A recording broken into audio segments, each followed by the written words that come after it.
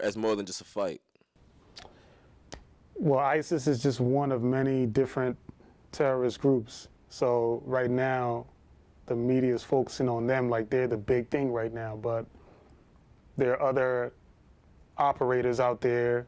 You know, some of them are more on the low, on the lower radar.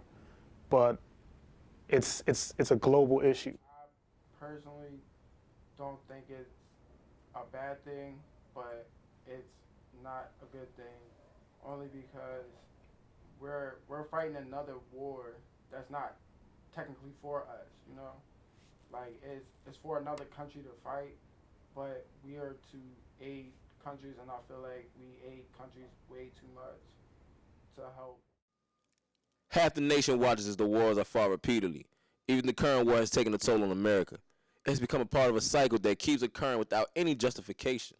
I like to think that there's a definite cause that can be seen as we're addressing the aggressor directly. Like we're actually making a move before they can make a second or third or fourth move, and that can also be like under the guise of diplomacy and democracy and things like that. I mean, it's a double-edged sword. You know, it can either be too aggressive and, like you have a lot of drones bombing civilians, things like that. Those are some of the negatives of it.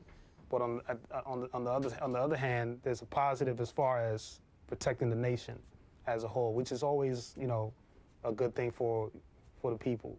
Protecting our country's soil is step number one. In doing so, having absolute freedom amongst other nations may be the key, or it might become a thirst for more power. The United States likes to show their power, and granted, we have a lot of power, yes, but is it always necessary for us to show our power? Do we have to go in with guns blazing? Do we have to do all of that? No, not necessarily. We can show a little force, and then, if necessary, bring more forces to the issue if necessary.